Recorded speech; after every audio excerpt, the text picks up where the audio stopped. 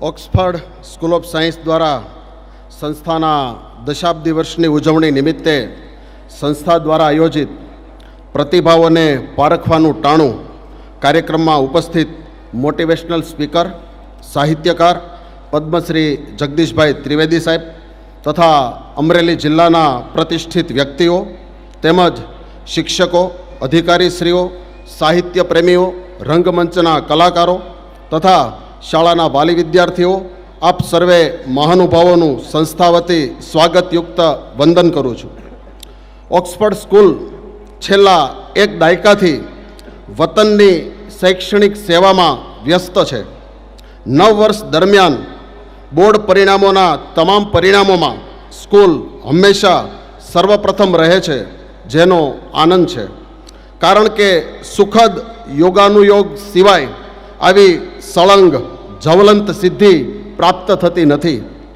જેનો કન્ટેન્ટ ઉપર પૂરેપૂરો કમાન્ડ હોય એવા શિક્ષકો અમારી પાસે છે. દરેક પીરિયડ તેમને હંમેશા ટૂંકો લાગે છે. દરેક શિક્ષકની પ્રિન્સિપાલ પાસે એવી રજૂઆત રહે છે કે અમને વધુ પીરિયડ આપો. આ અસલ શિક્ષકની ઓળખાણ છે. અમારો તો વર્ષોનો અનુભવ છે કે જેનો કન્ટેન્ટ ઉપર કમાન્ડ હોય એનો જ ક્લાસરૂમ ઉપર કમાન્ડ હોય. અમારી પાસે અભ્યાસક્રમના દરેક ટોપિકને રસિકતાના પડ ચડાવીને ભણાવનારા શિક્ષકો છે.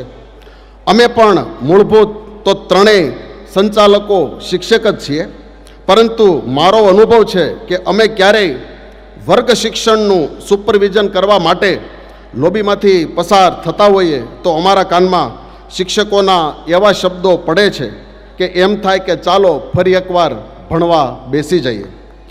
ઓક્સફર્ડ સ્કૂલના ઘણા ઊંચા પરિણામો આવતા હોવા છતાં એ પરિણામોને અમે વિશિષ્ટ માનતા નથી, પરંતુ અમારા વિદ્યાર્થીઓને અમારી સાથે કામ કરતાં કરતાં ભણવાનો જે રંગ લાગી જાય છે તે અમારી વિશિષ્ટતા છે.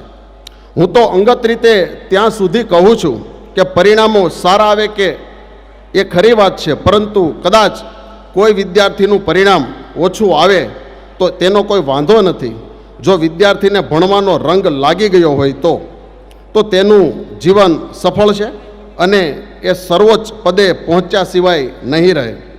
એની સામે એવા વિદ્યાર્થીઓ છે કે જેને કદાચ ટકાવારી ઊંચી આવી હોય પરંતુ ભણવાનો રંગ ન લાગ્યો હોય તો તે ટકાવારી એને જિંદગીમાં ક્યાંય કામમાં આવતી નથી. આજે મેડિકલ કે એન્જિનિયરિંગમાંથી એડમિશન મળ્યા પછી ડ્રોપ થનારા વિદ્યાર્થીની સંખ્યા પણ ઘણી મોટી હોય છે, કારણ કે મૂળભૂત વિદ્યાશાખા સાથેનું અનુસંધાન તેમનું હોતું નથી.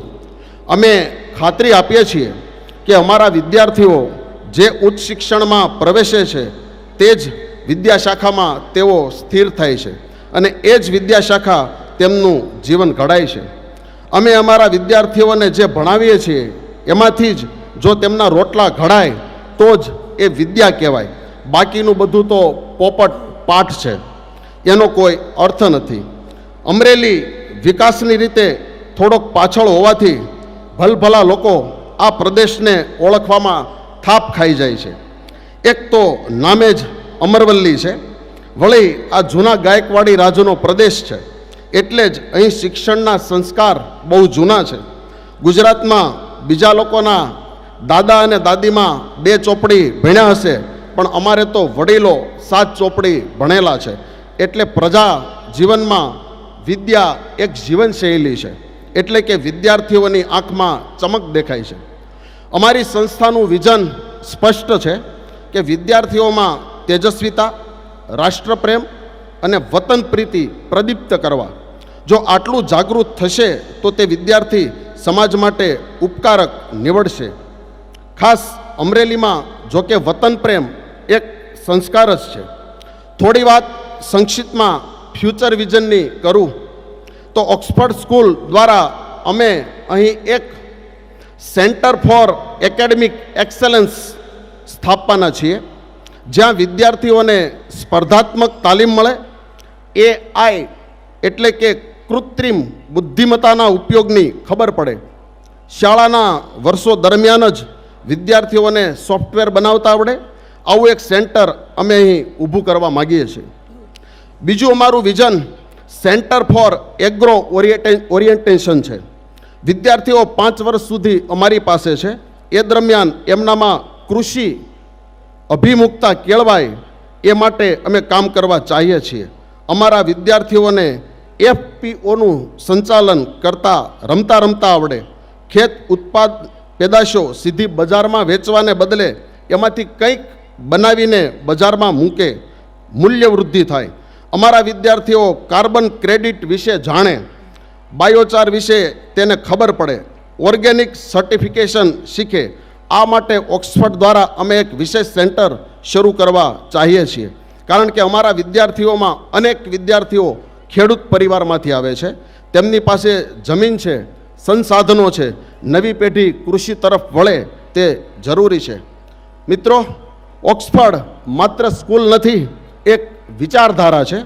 રાજ્ય અને દેશની ટોચની એન્જિનિયરિંગ અને મેડિકલ કોલેજોમાં આપણા વિદ્યાર્થીઓને સરળતાથી પ્રવેશ મળે છે, એનું અમને ગૌરવ છે.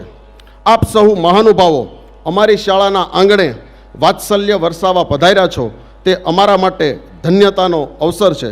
પુનઃ સાભાર પ્રસન્નતા સાથે વિરમું છું. જય હિન્દ, જય ભારત.